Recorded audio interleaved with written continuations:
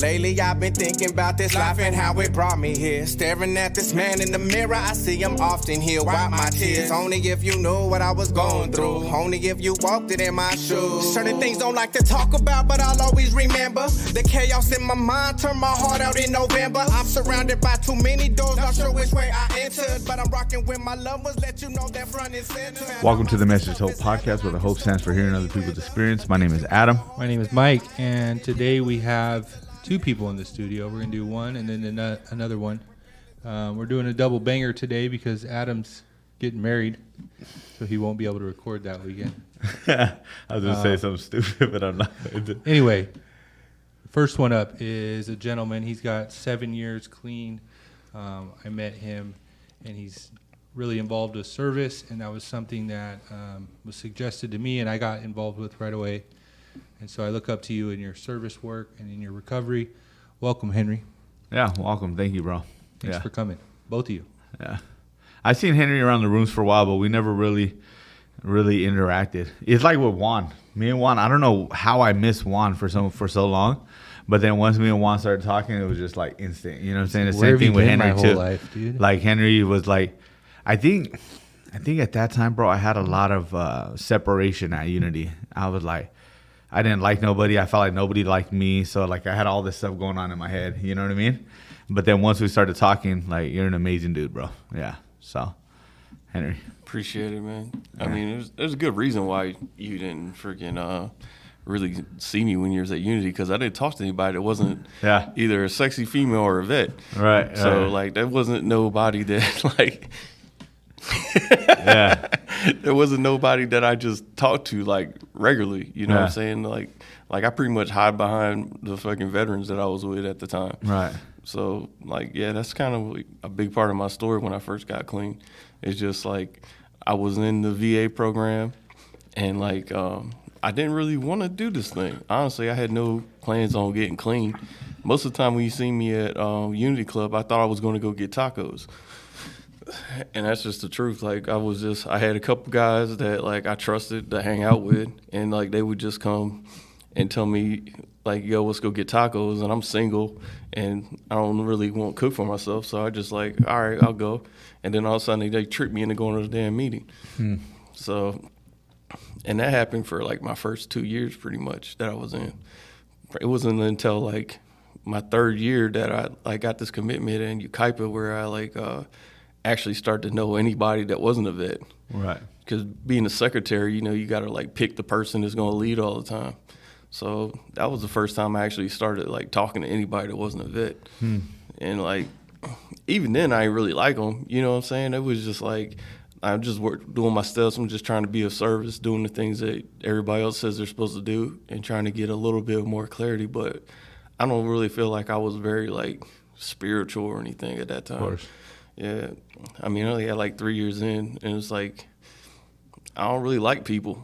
I'm just trying to like do what my sponsor did, and he was like a service junkie. I remember he was the chair area, and I see him still reading readings at the meeting, and I'm like, well, if he can do that, like it's not like I can't do something.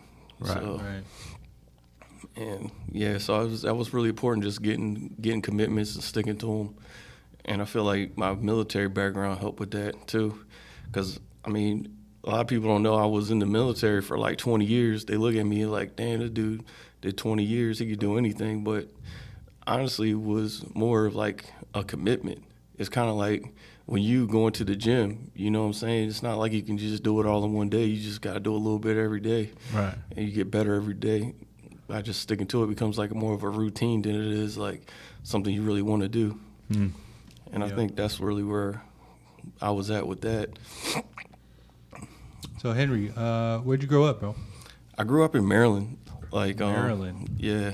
Friggin' when I was born, we lived on the Eastern Shore, but obviously I don't really have too many memories of that because we moved from the Eastern Shore out to like was it like Pocomoke or something like that when I was like 1 year old, and then like we lived there till I was like 5 when my parents got divorced, and then like we lived in like Ocean Pines and a bunch of places around Maryland, Salisbury, Ocean Pines, Berlin, like all that area right there. And then when I was like 13, we moved to Brunswick, and that was like the last time I saw my dad was when we moved to Brunswick, like my biological dad. Like my mom and my stepdad got married when I was like 11 or 12. Like I remember I was in like the 7th grade, and then like by the time before I went to like high school, we moved. So it wasn't that long after they married that we moved. And we also had my little sister at that time too. How many siblings do you have total? I got one brother and one sister. My brother's like, we're like 2 years apart, and me and my sister's like 13 years apart.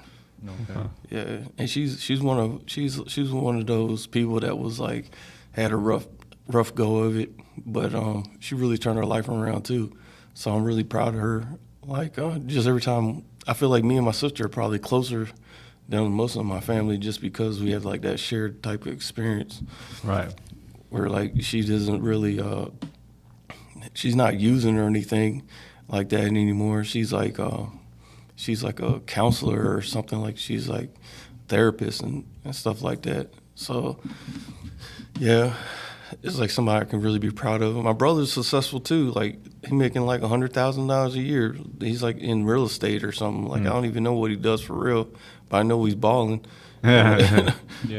He probably would make a lot more money if he didn't live someplace that was super expensive and didn't have like 13 kids. Like, like he's actually only got like 2 biological kids, but like last time I was there, it was like a halfway house for the whole football team. Yeah. Like he got like a lot of kids that he supports. I look up to my siblings, even though they're both younger than me. You know what I'm saying? So you moved around a lot as a kid? Oh yeah, I feel like the longest I ever lived anywhere was my apartment in Redlands, and that was only 5 years. So like every year we were moving. Like I was telling you, like we started off in Ocean City. After that, we moved to a different place, and then that place was where my mom and dad lived when I was younger, and then they got divorced, and then we moved like a whole bunch of different places that year. Like we were like basically homeless, like house hopping. And then we moved to like Brunswick, not Brunswick, Berlin. And after Berlin, then we moved to like Ocean Pines. Well, this place right outside of Ocean Pines. And then after that, we moved to this place inside Ocean Pines. So like, yeah, we just, like, it seemed like every 3 years we was moving. And then like they got settled, and I went to the Marine Corps. And then when I went to the Marine Corps, you get like a duty station every 3 years too. So I just kept moving. Yeah. Yeah. And like I got married while I was there. Like my first year I was single in the Marine Corps, and I was in Okinawa, Japan, where it was the first time I probably ever got in trouble for drinking or anything. Yeah. And then like that was like the first time I had any type of consequences or anything like before, because it was always like a party and everything. Like we just, I don't know. I just feel like for me, it was fun. Like even when I was like having like a trip or somewhere, like I remember was one time I thought everybody was aliens and shit, and I was like, this is crazy. Like, why are you green, bro? Like, I don't even know how I was fucking so fucked up that I thought everybody was green, but that's just where I was at. And I just like pass out all the time and like fucking black out and shit from an early age. So like I think that shit probably didn't start till, I mean, I drank before I was like in the 10th grade when we moved, but I think that's when it really got bad though. Yeah. I think they said, I don't know if I can say this on the radio, but they said that the only thing they had there was Hills, Whores, and liquor stores. Yeah, you can say that for sure. Yeah. So like when I moved to Brunswick, and that's all they had, you know what I'm saying? Like, and like I remember I got real popular real quick because like me and my little brother, we found my mom's liquor cabinet up in the attic. And like, so we was going to, we were like little 10th grade kids. It was easier to get weed than it was to get alcohol. And we come in there with fifths, you know what I'm saying, to the little party, little 10-year-old dude. Me, I was like 10. My brother was like, I don't know, he was like 2 years younger, so he was like 8.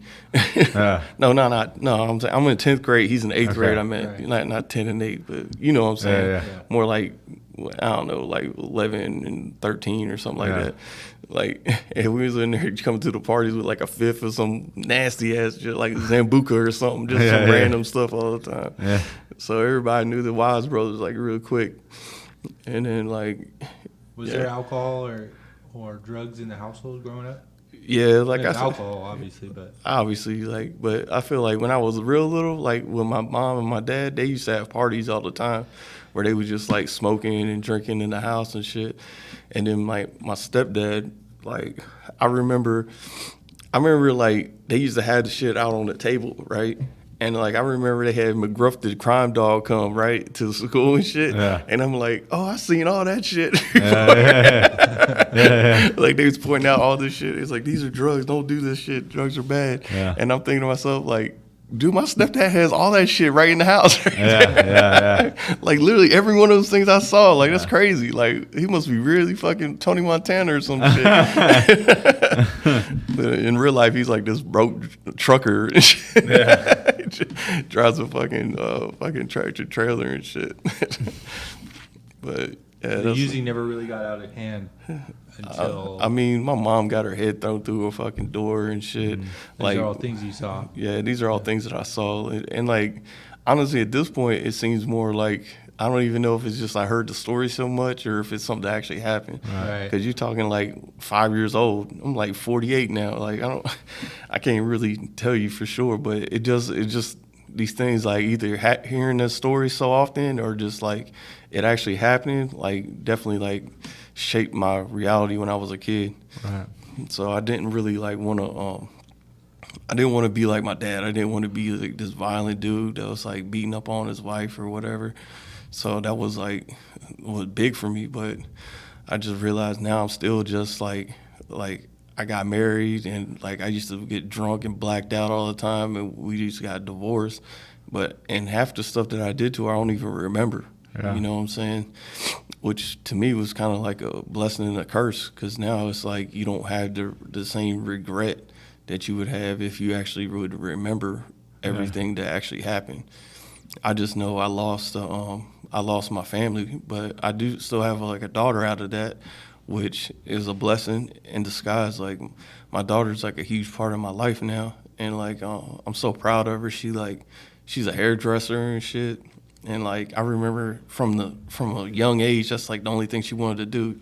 Like I tell people a story about like she had this little Barbie head that she used to like do the hair all the time. Yeah. And like she leave that shit like clamped to the kitchen table at night, and I go down to get something to drink, and I'm seeing this Barbie head. I'm thinking somebody's in the house, I roundhouse the Barbie head across the room and shit. Cause I thought we had a burglar in that shit, dog. Fucking Barbie heads fucking attached to the table and shit. Yeah.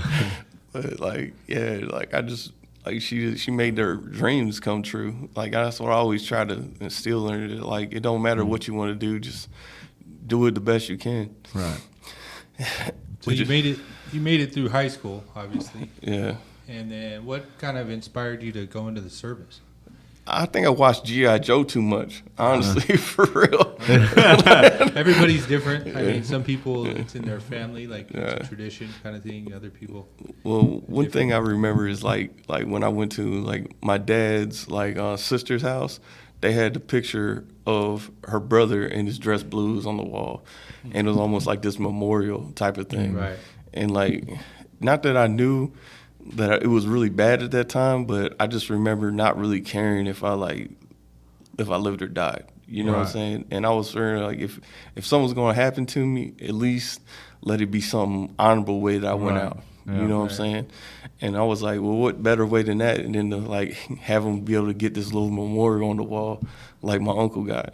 You know what I'm saying? Like, because like I had no aspirations of doing anything, honestly. But I feel like if I was in the service, at least I could die a hero. Right.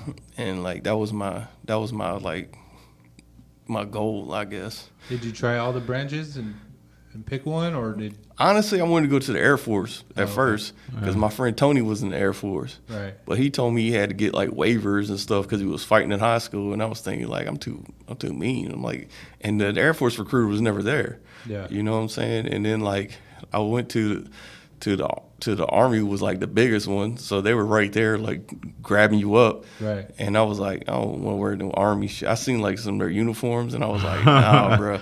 And then I seen the Marines showing up with their uniform. I was like, damn, that's what's up. I can get on that. I can get down with that. Yeah. And then like they was just talking me into it, man. It sounded like Did they come to the high school?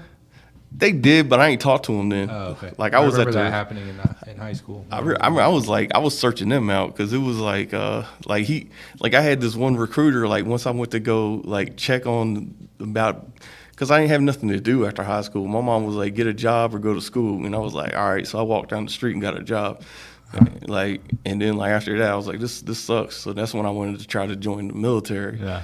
And then like so I tried to find the Air Force recruiter because I figured that was like the easiest one. Like if I ain't flying planes, I'm like gonna be way away from wherever the shit's happening. You know what I'm saying? And then like, but it just didn't work out. I never found the Air Force recruiter. He was never there. But then the Marine recruiter, he was there all the time. He had his dress blues looking all good and everything. Yeah. And I was like, yeah, I could get down with that. I look good in that right there. Yeah. I was like, and I just think like it's kind of like a blessing and a curse, because I feel like a lot of the things that I was doing bad just got worse. Like, because it was almost like I was telling you when I was in Okinawa, like my first duty station, I got in trouble for drinking. Like I just remember like going to the bar like every night, like on Gate 2 Street out in Okinawa, and it was just crazy. Like I don't know. I feel like I didn't really care much about my career. I just wanted to like be this hero that died for his country. Right. You know what I'm saying? And then like I never got deployed, so I was like, well, I got to re-enlist. And then like I met my ex-wife, and then we had a baby, and we got married or whatever. And then we just had like this long ass life together, which I don't feel like we was really like. I don't really think it was really good. I feel like we just basically were just co-parenting for like most of it. Right. You know what I'm saying? Like I feel like we was close at first, but then after that it was like co-parenting. And then like I look back and I'm like it's no wonder it didn't work. I can't even really tell you anything about her. Like I don't know what her favorite color is or anything. Right. You know what I'm saying? Like they called her Hot Rod. I was like the prettiest girl in the barracks and shit, and she was in the service too. Yeah. Oh, okay. We were both in. Okay. And like I just remember like somebody, her friend telling me like, Rod likes you, why you ain't messing with her? And I'm like, what? I ain't know. And that's just kind of how it started. So when you got in trouble, was it the first time? Was it for not checking in on time, or was it like something? Did you? Oh no! Up or what? See, what happened was I was at the bar, like I was telling you, we used to go all the time. I even had my own bartender that I used to mess with, and like he was like, "Yo, I got this new drink, and if you drink 2 of them, you can drink free for the rest of the night." And I was like, "Bet." Like I don't know what was in it, but it had a lot of alcohol. I seen him pouring a bunch of different bottles in that so shit. like what do they used to call it, like a kamikaze? Yeah. And he sprinkled some shit in it too. That was cocaine. Probably. It's probably more like opium because we was in Okinawa. But I don't know. That shit was strong. Like I remember I drank the first one, I just chugged it. I was like, bring me the second one, bro. What's up, man? I'm about to drink free all night. And then like I don't even really remember what happened after like I remember getting the third one, but I don't remember shit that happened after that. Uh-huh. The next thing I knew, I woke up in the back of a cab, and I guess my guys like threw me in a cab to send me back to the base or whatever. And then I got there, and he was trying to get me to pay him, and I was like, I ain't got no money. I spent it all on drinks. Like, The cab driver? Yeah. Okay. It was crazy though, because like in Okinawa, like a $20 bill is a coin. So it felt like I was playing with Monopoly money, dog. I was balling. Like I'm like tipping people like $20 like for nothing. You know what I'm saying? Like it was crazy. Like, and then I didn't really have nothing else to spend my money on either. Yeah. You know what I'm saying? Everything else is provided for. We got a barracks. We got fucking food. So even if you didn't have no money, you still can survive. You're not gonna die. Yeah. Yeah. And then like so when we got back to the barracks, like or to the base, like I was so messed up, I puked in the back of his cab, and he got all fucking pissed off or whatever. And like when my friends showed up and paid the cabbie so he would go away, but then we was trying to walk to the gate, and the MP was like, "This dude can't even walk. Sit down and and sober up. So I just sat down to sober up a little bit, and then as soon as I stood up, I felt flat on my face. And he was like, "Oh hell no, I'm calling." And I got my stomach pumped that night. I had to go see the sergeant major the next day, and like it was just all bad. Like I remember, for like 6 months after that, like I had to go. I was on house arrest. I had to go to like these like drug and alcohol classes. Yeah.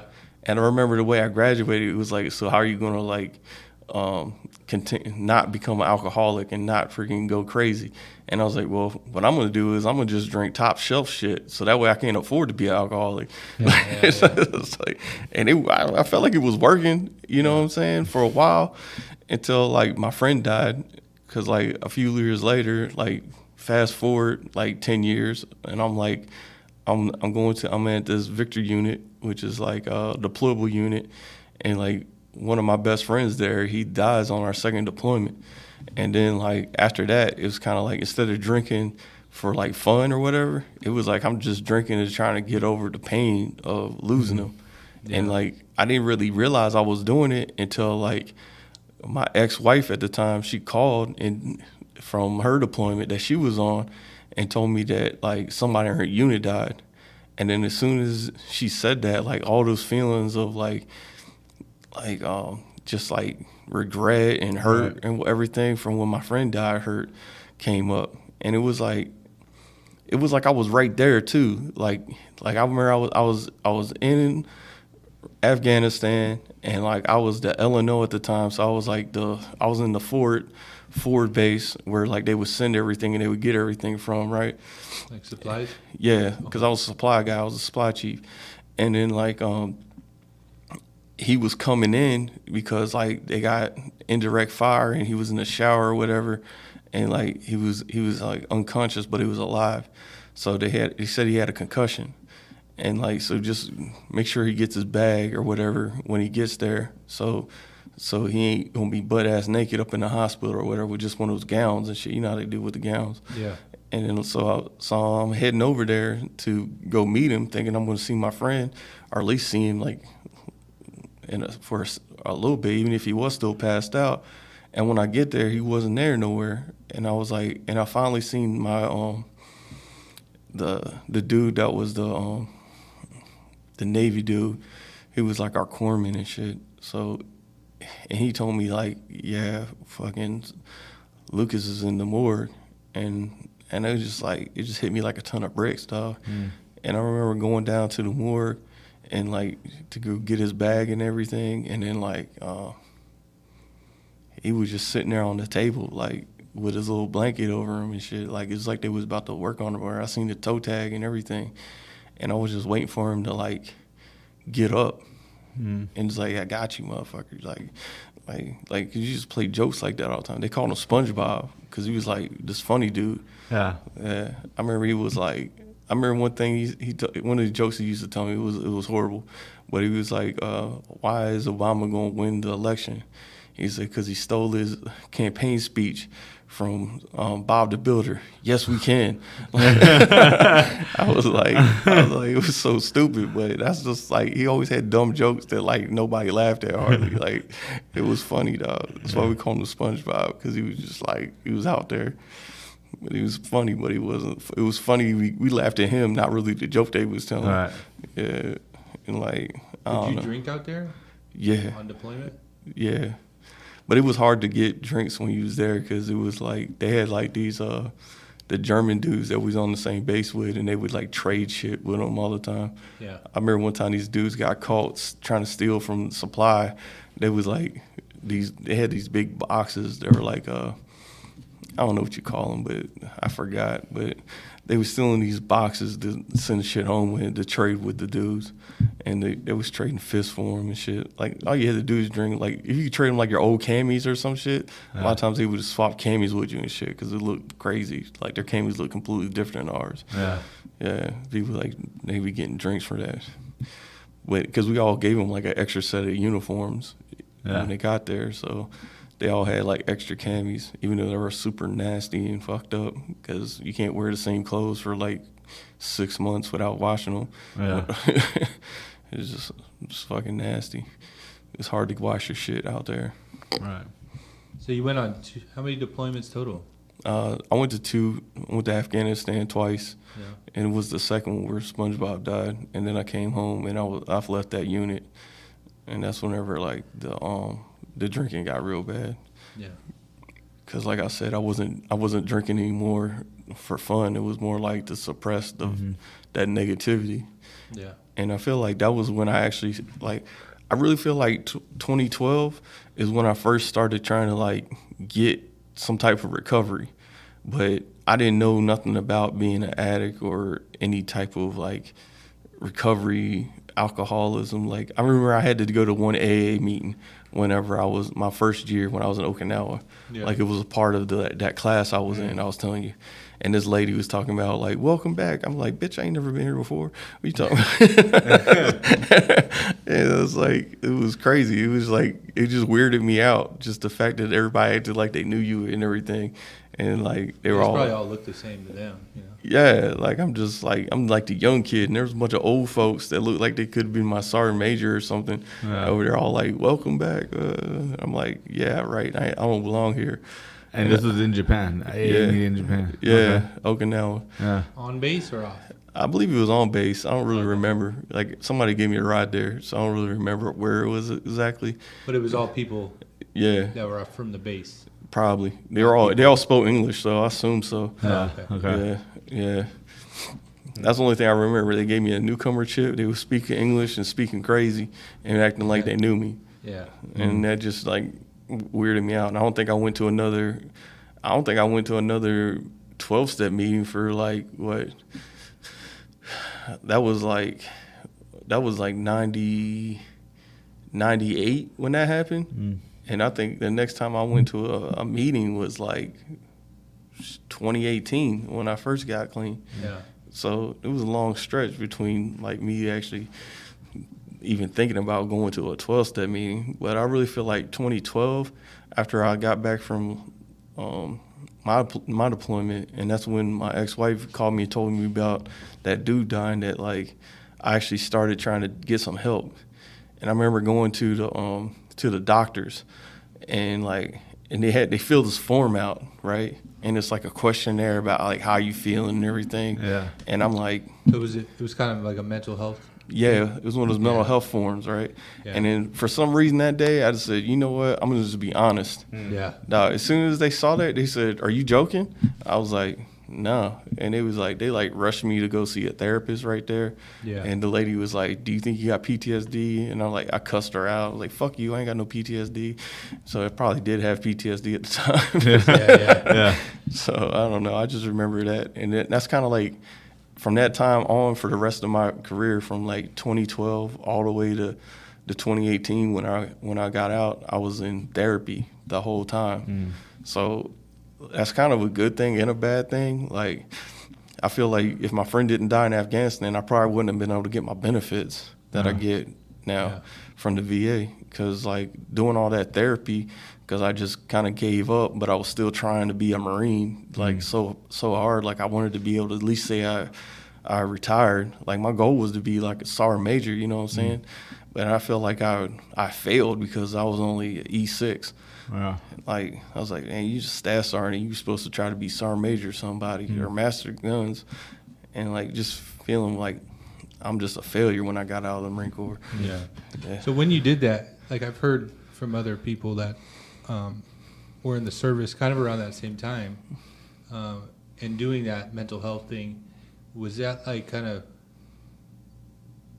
how was that looked at by like the other people, the other? I feel like for like the people that were there, they were looking at it like at the medical place, right? I feel they was looking at it like this dude is really, really jacked up. It was like an emergency. The other people that you were serving But the with. people I worked with, Yeah. they were looking at it like you was like you was trying to get over or something. Like you really like that's That's what I've heard too. Is Yeah, that, they was like, it's you- kind of like looked down upon. Yeah, they to were like, go "What's and wrong look with you?" for that help? And I remember trying to explain Everybody it to- needed it. Yeah, Really. Yeah, You know, at like that they're dealing with their stuff. Like, why you can't just suck it up and deal with it? Like I remember like my master guns and my master sergeant talked to me one time. They was like, "So what happened? Why you going to all these medical appointments all the time? Like, did you get shot at or something? Are you missing a limb or something? Like, I was like, nah, I couldn't even describe to them like what I was feeling. Like, I was trying to, and they were like, man, you need to stop bullshitting. Just go there and tell them you're fine now. Yeah. And like, because I mean, and I think that's the other reason why I didn't get promoted either. Because like I spend more time in medical than I did at work. Yeah. So it's kind of hard to like really be good at your job. Yeah. Even though I knew my job, like I remember they sent me to like to like this course that was for my job, right? And like I graduated first in my class. You know what I'm saying? Like, and it was with people that were higher ranked than me too. Like they had master sergeants, they had like gunnery sergeants, like all these people that were like coming off recruiting and stuff. They had a couple guys that were like a rank lower than me, but like I beat them all. Like I came out first. I don't think I got one question wrong in any of the tests that I took. Right. And like, so I knew my job. It was just the point of actually being able to produce and do it. You know what I'm saying? Like I got valedictorian from my own A school from the advanced course or whatever. But when it comes to actually being able to work with people and like, I'm just completely jacked up. Yeah. Do you feel like having a hard time working with people is something that started because of all that? Or do you feel like it was always a problem for you and it just kind of amplified after you lost your friend? I feel like it was kind of like a theme throughout my life. Like I always felt like I didn't belong. Like I remember I felt like I was like either too white to hang with the black kids or too black to hang with the white kids. Right, yeah. Like I was always like somewhere separate.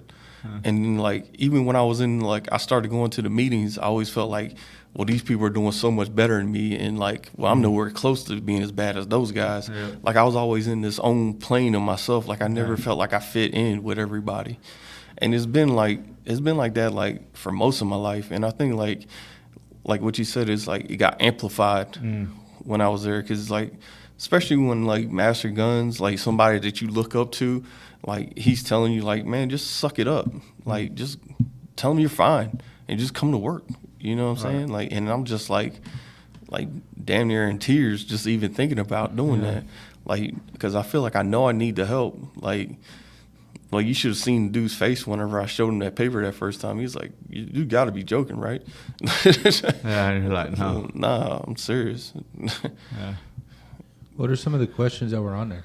It was like, do you feel like killing yourself or something? Not that, but like how do you have thoughts of self-harm? Yeah, self-harm. You know, do you have any plans or intent to carry it out? It's kind of like just any other all like of safety those assessment. Yeah, that's exactly what it was. Yeah, and I was like, yes, yes, yes.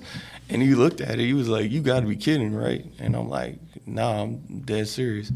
Because there's a big difference between like in the behavioral health and like drug treatment. You know, there's like different levels, right? There's like a difference between like fleeing thoughts, right, and then fleeing thoughts with like thoughts of plans, right, and then like intentions of carrying out those plans, and that's how they scale it. Like I would say like a good chunk of people have like fleeing thoughts, right? A fleeing thought could be like, oh, I don't want to live today. You know what I'm saying? Or like fucking say it'd be a good day to eat a bullet, right? And then there's like the plan, which is like, you know, if I were to kill myself, then I would grab this gun and I would do that and I would do that. And then do it here. And then the intention behind that would be like, okay, this is the day I'm going to do it. If this doesn't go right, like this is going to happen. All that, you know what I'm saying? And that's how they kind of score you with, and that's like a really basic test, and that's why they send you to the therapist, because then they want to get in more depth with it. What do you mean by this? How does this, you know what I'm saying? And then they're able to like kind of score you more on that. Yeah, I remember like the day I got out the Marine Corps was like the day I planned on like doing something, you know what I'm saying? And it was like my daughter came home and gave me a hug, and it just made me like unable to do anything, especially knowing that she was going to be home and she'd be the one that would find me. And like that just that just messed me up, man, because then I was like, now that's off the table, because I was like, it would be unfair for me to like do anything like that, because now I'm not active duty anymore. So if something did happen to me, I'm worth not even half as much, because I don't have that life insurance plan that they're going to get $1 million for me dying.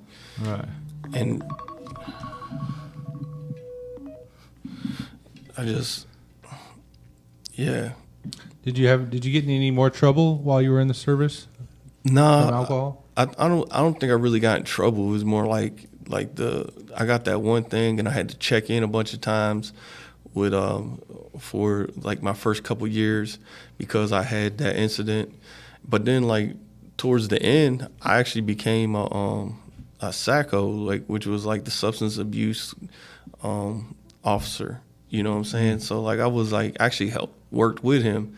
So I kind of like that helped me get over and make sure that I didn't get busted on like a piss test or something because I was the one running the piss test. Right. So I would just When you were over there in Afghanistan, was there people using other things? Like I know there's like I assume there was, okay. but I was too busy like to even get into that. Like I had my little tent where I was working at, and I was like working 24/7, like just trying to like figure out where all our weapons were and stuff like that. Like, cause like it was just people were like signing for weapons, and like I'm supposed to keep a track of it, but it was like almost an impossible task because you're here and you got people over there. There was like we were split into like 7 different locations, and I'm trying to figure out who got what.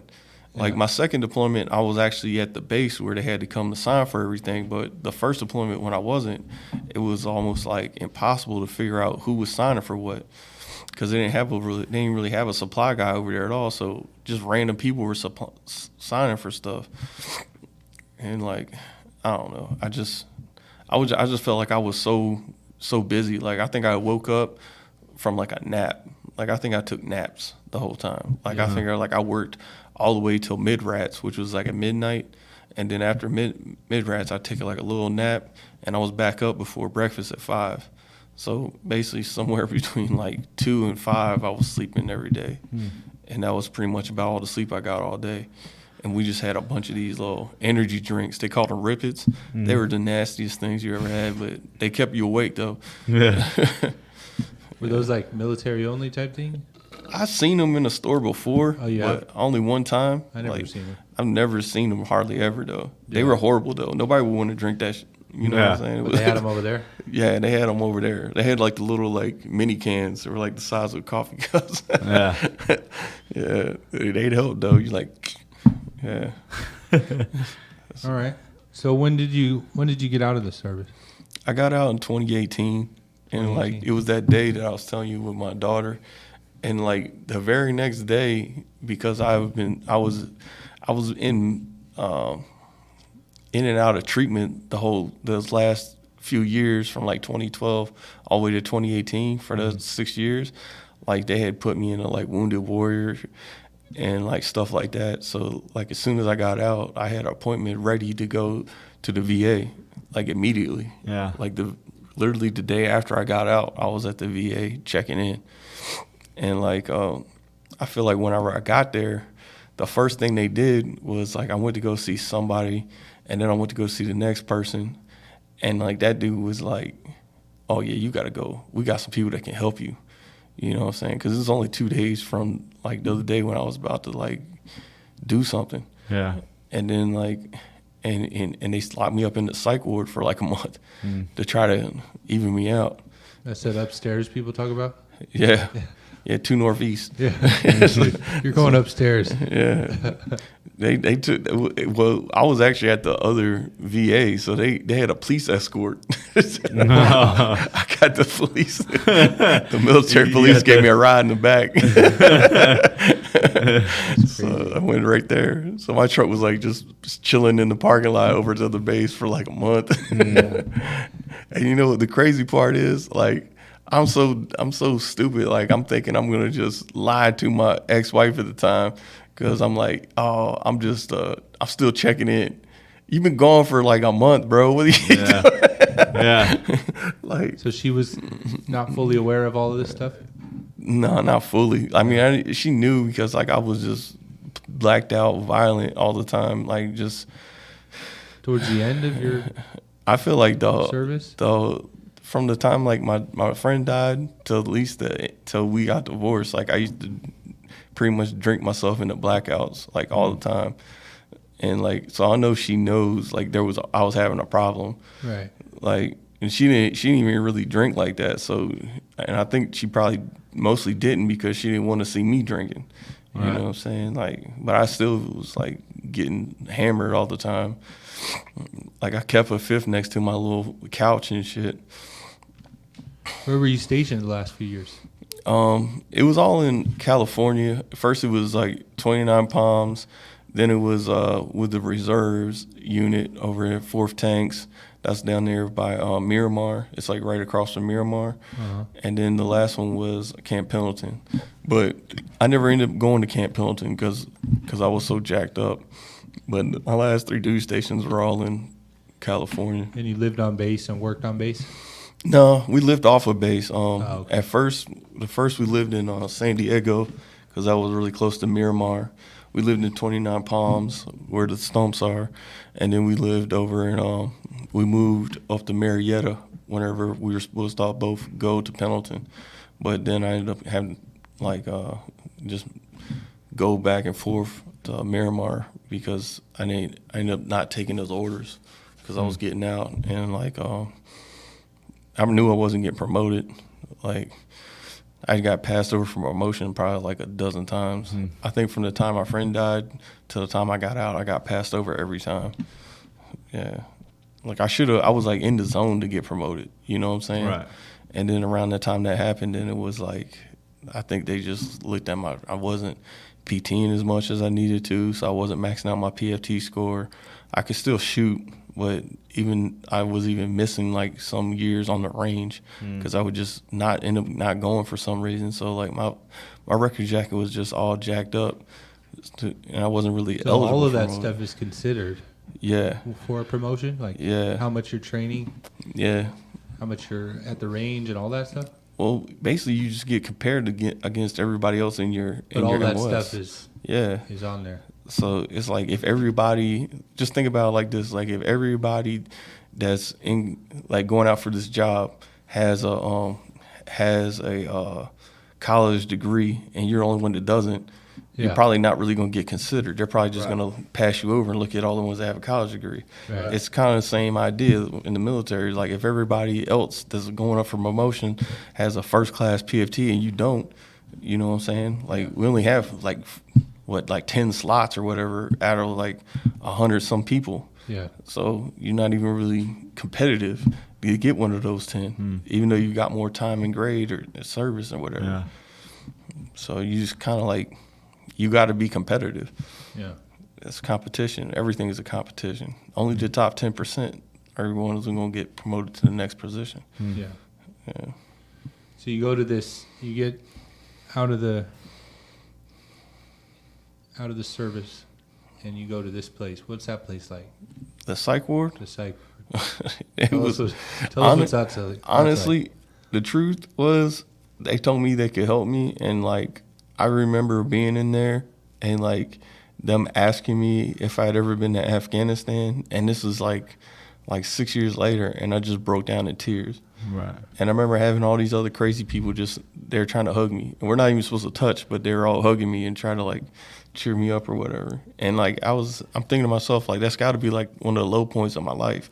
Like how can I be in the room with a bunch of crazy people and be the worst one? Like I don't know. Like I don't know. It was just really sad, honestly, and just realizing like how bad I was and not really wanting to admit it to myself or anybody else. But you admitted it enough to get the help that you needed, which is pretty courageous, bro. And honestly, especially like when it's like trying to get clean around a bunch of people who don't understand the disease of addiction, and people are like, oh, just cut back or just stop drinking or only drink on the weekends or do what I do. And like you got all these people, right? And then people that you look up to, right? People that are in higher ranks, right? That are telling you like, just suck it up, and like you're still willing to to go get the help that you need because you obviously know something is not right upstairs. You know what I'm saying? You're right. You know, and I think that takes a lot of courage, a lot of guts, bro, to go against the grain like that. Yeah. Yeah. I mean, thank God I did though. I know. You know what I'm saying? Like if I would have just not done it, I probably my career would have ended and I wouldn't have retired. like, and I would have just probably never even went to the VA, honestly. Right. Like, I would have just avoided it because it was like taboo for that too. You know what I'm saying? Like, nobody wants to go to VA. I seen this dude. He had this T-shirt on.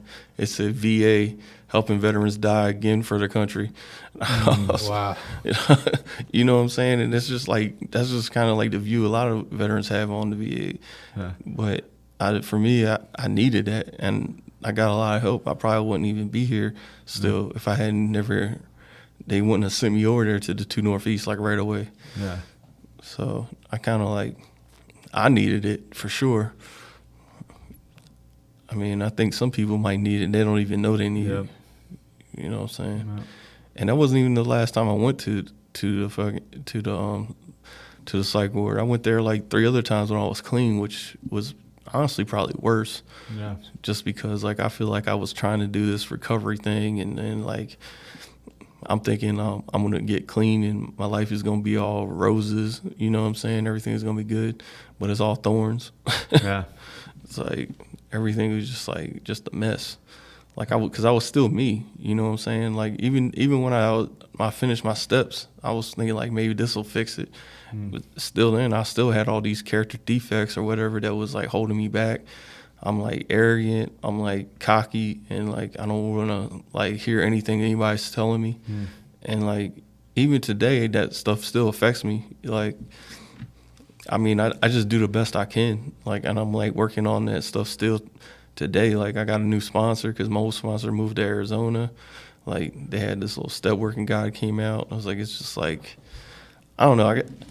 The crazy thing is like I feel like even though like God was like left out of my story a lot, like I feel like he was there all the time taking care of me. You know what I'm saying? Because like if my friend hadn't died and I wouldn't have been like, fuck him, you know what I'm saying? Like that's pretty much my mentality when that happened.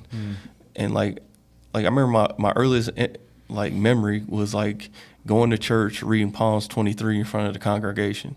You know what I'm saying? That's something my dad had me do when they were still together. I'm thinking I'm probably like 3 or 4 or something like that. Right.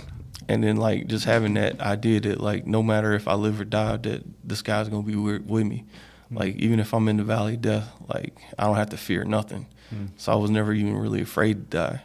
And I think that's another thing that made me like, well, I'm not gonna be afraid. I'm just gonna die.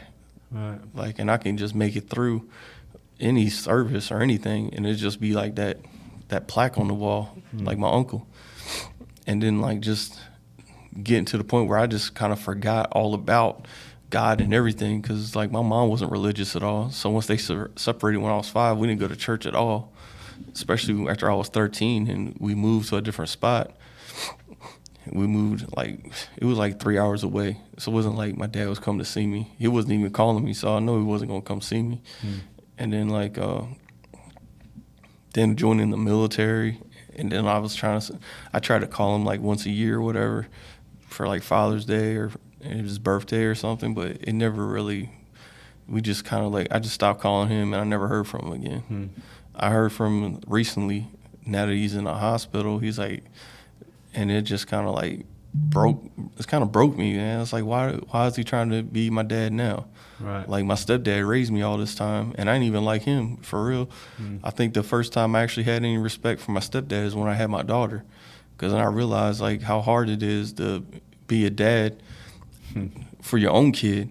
So how could you be a dad for somebody else's kid? Like, I gave him mad respect for that. And like, I don't know, I just feel like for me that was like the first time I actually cared about him. And then having him die on me and then come back, and like after he's gone, then all of a sudden my real dad shows up, or my biological dad shows up, like out of nowhere, all like on his deathbed, and I'd be on the walk and everything. I'm like, man, I don't even want to have time for you. Yeah, like those are they say the regrets of a dying man, right there. Yeah, like, I mean, I feel like all of a sudden you're there, and then and you're like, damn, wish I could have done things differently. The only thing I did with him is like I took his phone calls, and like I went to go see him once. And I don't really feel like I owe him anything else right now.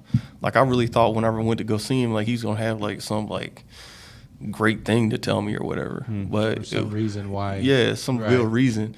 But it wasn't even like that. He just acted like I'd been seeing him for the last 35 years when he was missing. And I was like, I'm good. I mean, not that it don't affect me. Like, that does, like, hurt my soul. Like, I don't want to be my dad to my daughter or my stepdad to my stepkids. Like, I want to be a better version. Right. And, like, I know it's hard to live up to that expectations that I put on myself because I'm not perfect. Yeah. Who is, though? Right? You know what I mean? Yeah. Who is? And there's something that you like kind of said too, like early in the podcast where we look around and we see other people doing this or doing that, right? And there's a question in the 10th step where it says, are we comparing our insides to other people's outsides, bro? Right? Am I comparing like the way I feel like on a daily basis of how Mike looks or how I see his, him and his daughter's relationship, and like it's the outside looking in, bro. We just never know, bro. People put like, I'm sure that people look at me and they're like, man, Adam's a single dad. He's doing it. But Mike knows I don't do that shit with Grace all the time. You know what I'm saying? And I feel guilty. Like, I come home and my house isn't what I want it to be. And I'm like, what the fuck is wrong with you guys? Didn't I fucking, like, you know what I'm saying? Like everybody. And I think for me, when I have to remember that everybody struggles, bro. Nobody's fucking perfect in this world. Nobody, bro. No matter how many steps I work, no matter how long I've been clean, like there's always a cross that I'm gonna have to bear. There's always a new character defect that I have to address. There's things going Always on. a shortcoming. Always. There's always something, bro. We're gonna fall short on something. It's even crazy. Like, I'm in like this new relationship, right? That's fucking blossoming, and there's a part of me that's scared. You know what I'm saying? There's a part of me that's like, fuck this. This is too real. Yeah. You know? And I sometimes I even think to myself, like, fuck, do I need like some kind of fucking like medicine? Because I feel like I'm fucking crazy in the head compared to Mike, you know? I feel like I'm crazy in the head compared to Juan. I feel like I'm crazy in the head. Like sometimes I think, like, how the fuck does everybody have their mental health under control and I'm still, right? But it's just because I live within my head, bro. Yeah. You know what I'm saying? I live here. Yeah. You know what I'm saying? Mike doesn't live here. Juan doesn't live here. You don't, like, nobody lives here but me, bro. And so, like, as fucked up as I think that I am, bro, I think everybody's a little fucked up. It's just, this is where I live and I know how fucked up I am, bro. You know what I'm saying? Yeah. Like, it's just what it is. But it doesn't take away, like, even our mistakes, bro. It doesn't take away from who you are. You know what I'm saying? Because a mistake is a mistake and a behavior is a behavior, bro. Yeah. Right. If my behavior is raising my children, my behavior is loving them, my behavior is paying rent, my behavior is like fighting for them and doing everything that I can. But my mistake is that, like, I come home and I yell at them. That doesn't define me, bro. Yeah. You know what I'm saying? My behaviors do, bro. That defines me. You know what I mean? And yeah, dude. Like, you're fucking very loved and very cared about, dude. You know what I mean? Yeah, I definitely feel that. Like, Yeah. like I got this new relationship that's like perfect, but it's not. You know what I'm saying? It might look perfect on Facebook, but it's just not, like, because I'm not perfect. And, like, I feel like I'm failing. I'm failing her. I'm failing me. And, like, I just can't do what I'm supposed to do. Mm-hmm. And, like, I'm afraid I'm going to listen to this podcast, like, a year from now and be, like, full of regret because it just didn't work out. You know what I'm saying? And if it doesn't, that's my fault. You know what I'm saying? It's not like she didn't love me enough or I didn't want to be in a relationship enough. It just, you can't be abusing people the way my dad did. You know what I'm saying? You can't be just yelling and, like you said, your behaviors define you. And if my behavior is just fucked up all the time, like, how can I expect somebody to want to be in a relationship with that? Like, it ain't even fair to even think that. And, like, I'm sure it was the same way when I was married, but I don't really remember it because I was blacked out, thank God. But now, being clean, it's a whole different level of, like, regret because, like, I remember, for the most part, even though I try to forget all the time, like, I don't know. You know, Henry, when you said that you're thinking about in a year from now, you feel like you're gonna regret something. You could possibly regret something, but something that I learned, and Adam reiterates this all the time for me, is like, look back a year, and then look at today, bro. Look how far you've come in a year, bro. Yeah. So, you're future tripping a little bit. Yeah. You know, let's just get through today right now, you know? Yeah. Mm-hmm. But we got to make sure we give ourselves that credit, man. Like, a year ago, I've come a hell of a long way. Every day, I feel like I haven't come far enough. Yeah. But if I look back and reflect, like, I came a long way. So have you. So have all of us. Mm-hmm. We stay in the solution and we grow constantly. We bump our heads constantly too, but like that's where the growth is, you know. Yeah. So what's life look like right now, bro? Right now, What's recovery look like for Henry? right now, I'm a part of activities, but I've been Yeah, there. we gotta talk after the meeting. I remembered that too, or after this. After this. Yeah, I've been in activities for like the last 5 years, pretty much since I got into recovery. Like it's like my second year or something. I got in there, and like we'll be doing like events, trying to set up events at least. And we got a little like the Fab Five committee. It's only it's little, but the people there are really trying. Yeah, pretty much, dog. It's not too far off. Sometimes we have a couple more, but mostly have a couple less. And then like yeah, we try to set up these events. I don't know how we pull it off half the time with only that little bit of people. But yeah, we got the events. I go to this meeting over at the VA where I see a bunch of guys that are in that same VA treatment that I was in when I first got there. Like, 'cause when I fucking got clean, it was only because like I was trying to get my VA benefits, honestly. You know what I'm saying? And I meet a bunch of guys at that meeting. They're trying to get their benefits, and I know I'm blessed because I got mine on the first try. And it's probably because I had like 6 years of like medical experience where they were telling me like, oh, he's depressed, he's jacked up and all this type of stuff. So all those trips to medical all while you were serving. Yeah, they paid off when I was trying to get my claim done because there was a lot of documentation on how jacked up I really was. Yeah. And like Yeah, for a physical injury or something, it's like cut and dry. But when it comes to like getting that for mental health or PTSD, yeah, you got to really have some paperwork backing that for them to give it to you. Yeah, I mean, I really did though. Yeah, but a lot of people come out and they never had any history. Yeah, and so they got to like create that history now. Yeah, so that's one of the like blessings that I had. Like, it's kind of crazy. Like, my friend died so I could live. Yeah. And like I miss him all the time, and sometimes I share about it, sometimes I keep it to myself, but like I always know that like if it wasn't for what happened to SpongeBob, that I wouldn't be having those good days that I get. You know what I'm saying? Like going to the beach and get a sunburn. You know what I'm saying? Like, fuck that. Yeah, like we got to go do that with a sponsor the other day. Hear this awesome girl share. I know. And like, I don't know. I just want my life to be like authentic and real, and not try to fake it. 'Cause I know I'm not, like, I don't do this thing well, and like me and Monica ain't perfect, and I know like I just really trying to be a better version of myself every day, but it just doesn't work out like that. A lot of times I'm like the same jacked up person I was yesterday or last month or like last year, really. You know what I'm saying?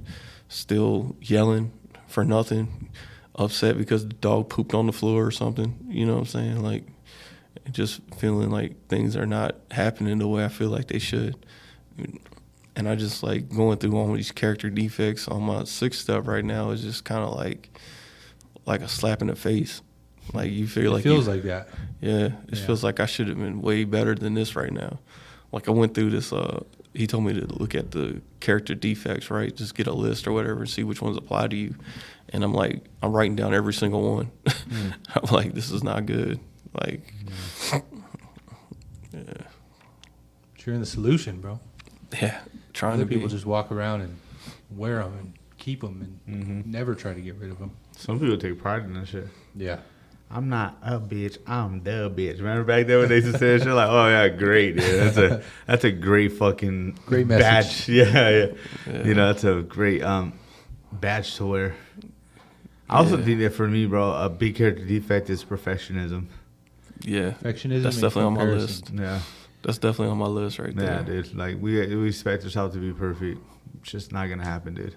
Yeah. And I mean, bro, at 3 years clean, I went to jail for domestic violence. Yeah. You know what I'm saying? And so and you know what's crazy, bro? Is that like I remember when I started sharing about that shit, because like that shit almost got me loaded, bro. Like I thought to myself, like, if you're still behaving this way, what the fuck are you still fucking, you know? And there's a whole backstory, and I'm not gonna get to the whole backstory. Like I'm not gonna sit here and just say that it was all my fault, because it absolutely wasn't, right? But like, I remember I started going to meetings, and like I couldn't hide anymore, bro. Like I had to be honest, not because everybody knew, not because of any of that, right? Which, you know, I think a lot of people did know, but it was like I couldn't hide from it anymore, because if I kept like denying it, if I kept like not, like I was gonna end up loaded, bro. And then I started sharing about it, and there's so many members, bro, that came up to me. You know what I'm saying? So like, I think a lot of people still hide. You know what I'm saying? And don't, not that they don't tell the whole truth. Maybe they're incapable of telling the whole truth. But it was crazy how many people would come up to me, right? Yeah. And so like I just say that to say this, bro. Like and at 3 years clean, I had a full set of steps under my belt. I had my kids. I had all this stuff going on, and I still stayed in that relationship for 4 more years, all the way up until 7 years clean, dude. Right? And I wasn't putting hands on nobody, but I was fucking fuck you, bitch. I was this and that and blah blah blah with my mouth. I was getting smacked. I was doing this. Like I would have to like fucking grab her and remove her from the door. All right, we're getting a little too deep in this one, but my point is, right? Like I say that because our expectations of what recovery looks like, bro, is just different, right? And Mike's right. Like sometimes it is a year from now, but sometimes it's 5 years from now. What does it look like? Right? Sometimes it's 3 years from now. Sometimes it's like 10 years from now. And I feel like I'm like literally barely like at 12 years clean, barely in a place where I could be like in a healthy relationship and not take off running. Yeah. Right. That doesn't mean my brain's not a little squirrely. That doesn't, you know, I'm pretty transparent with Ryan with everything. I'm transparent with Mike, but like I was talking to a Millicent. I'm just gonna say her name. Right? I was talking to Millicent yesterday, and she was like, you know, you've got you a good one, this and that. And you know, I told her, I said, well, really, like I finally become a good one. Like I finally got to a place, and like I could look at everybody around me and think like, how come this person's able to do that right away? Like I mean, you see people that get clean at a year, they get married, and they have like this happily ever after for the rest of their fucking life. And me at 10 years clean still can't even keep a relationship. And I'm thinking to myself, like, what's wrong with me, bro? But like, we all come in with not only different degrees of sickness, but different ways of sickness, bro. Like where I'm damaged, Mike isn't damaged. Where Mike's damaged, I'm not damaged, right? Like one of my biggest character defects, bro, is low self-esteem. Yeah. Right? And that low, and it's crazy, bro, because low self-esteem will drive me to do all different kind of fucking shortcomings, bro. From cheating, my mouth, like all this stuff, because I don't feel good enough. If I don't feel good enough in a relationship, I go seek outside. And this isn't like something that I knew at 1 year clean. This isn't something I knew at 5 years clean. This is something like I just been discovering like the last year, 2 years, bro. Right? Self-esteem will drive me to cheating. Why? Because if I'm in a relationship and I don't have enough self-esteem in that relationship, I will go outside the relationship to get the affirmations that I feel that I need and that I want, just so that I can feel better about myself. So instead of doing esteemable acts to work on my self-esteem, I'm trying to get esteemable instant gratification from women who aren't my significant other, just to feel better about who I am, bro. Right? And that's what, but again, that's not something that I learned early on. I'll tell you one thing. My first set of steps, low self-esteem wouldn't have been on there. Ego would have. Right? But ego also covers up my low self-esteem. Yeah. Right? So like the longer that we stay clean, the more work that we do, bro, it's just like a fucking, like what Shrek said, dude. You know what I'm saying? Ogres are like fucking like onions. You know what I'm saying? Yeah. one layer at a time, bro. But like there's two self-defeating thought processes, bro, right? And this is more like on the counselor side, what we talk about in treatment. Okay, one self-defeating, right, is that I'm okay with who I am. I'm okay with how I behave. Like, this is just what it is, right? That is a self-defeating thought pattern, right? And another self-defeating thought pattern is that you have to be perfect. Right? So one has no motivation and one destroys motivation, because if I have to be perfect and I'm never going to meet those expectations, why even try? Yeah. Right? That becomes a self-destructive pattern, bro. And so what I have to do, right, is what Mike was talking about, right? It's ways I have to talk to myself, right? I'm getting better. I may be fucked up, but I'm not who I used to be, right? And learning how to reframe those negative thoughts that are just so self-defeating that they make me not even want to try. If I'm going to be fucked up like this forever, why should I keep going, dude? Yeah. You know what I'm saying? So, like, not having any motivation, self-defeating, and then having way too highly motivated where I'm like, this is the level that I have to be at. And it's both self-defeating, bro. We have to get to a place where we practice self-compassion. Yeah. Right? Because the mistakes I make, in my head, I will tell myself, you're a loser, you're a piece of shit, you're fucking worthless. How the fuck could you do this again? But if Mike came to me did the same with thing. the same thing, I would say, dude, you're fucking human. Like, you're an amazing dude. Like, look at how well you're fucking raising your kids. Like I fucking love you, bro. Right? Yeah. So it's easy for us to have compassion for others, right? I can have compassion for the newcomer. I can have compassion for my friends. I can have compassion for my significant others, right? But when it comes to me, I have no compassion, right? And that's very harmful, bro. So learning how to have compassion for ourselves the way that we have compassion for others is super, super important, bro. Yeah. Right? Because when Mike comes to me, and if I were to tell him, you're a piece of shit, you're a loser, what that's going to do to him? That's going to destroy him, bro. Yeah. But if I love him, say it's going to be okay, right? We have a chance. And it's the same way we have to treat ourselves. You know, we have to learn how to treat ourselves the way we would treat someone that we love, bro. Mm-hmm. Yeah. Which is still difficult for me, but yeah, it's getting better. All right, Henry, I got one more question for you before we wrap it up. And All right. if there's somebody listening that has been through some of the things that you've been through and is struggling right now, what would you tell them? One piece of advice. Just keep going, man. Because, like, there's good days and there's bad days, but you can't get stuck in just one day. Because one day can easily be bad, but if you keep pushing and you keep doing the things, I feel like if you keep doing right actions, eventually right things are going to happen to you. Mm-hmm. So, but if you give up, you're just going to be stuck where you're at. It's kind of like I got back problems, right? But if I don't do anything, it stays hurting like crazy. But sometimes I just got to keep moving. Mm-hmm. If I get up and move through the pain, then eventually the pain subsides because it's a pinched nerve. Mm-hmm. And unless you work it out and you get some type of relief, you kind of walked it off, kind of like when you was a kid. Mm-hmm. So that's the biggest advice I could give. Just whatever's going through, whatever the problem is, just keep trying to do the next right indicated action, and eventually right things are going to happen to you. Absolutely. Thank you, Henry. Thank you, Henry, for coming on. Everybody listening, please like, subscribe, comment, share this message with anybody who you think needs to hear Henry's story. Be sure to follow us on Instagram and TikTok, which is the Messages Hope Podcast _ between each of the words. And we will talk to you guys next week. State of mind, I get my time right. I just hope my time's right. Lost up in the limelight, but you'll never know unless you walked up in my shoes. As someone who struggled with addiction in the past, how does it feel to be able to give hope to others who are still struggling now?